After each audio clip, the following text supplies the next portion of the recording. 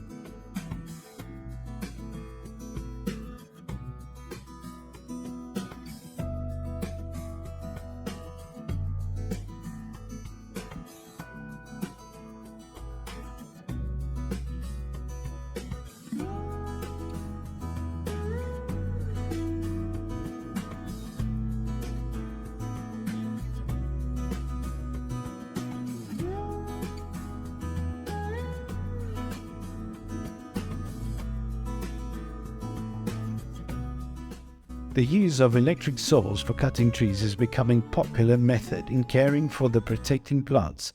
Electric saws are used to cut trees more quickly and conveniently than other sawing tools, such as hand saws, saving time and effort. Using an electric saw to cut trees also makes the cutting process more precise, especially when cutting large or hard-to-reach trees. Electric saws also help users save energy and reduce hand fatigue, especially when cutting many trees in a short period of time.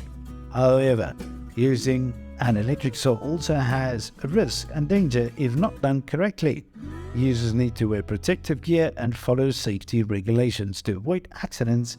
In addition, using an electric saw in areas with high risk, such as near power lines or gas pipelines, also need to be done carefully to avoid endangering the surrounding environment.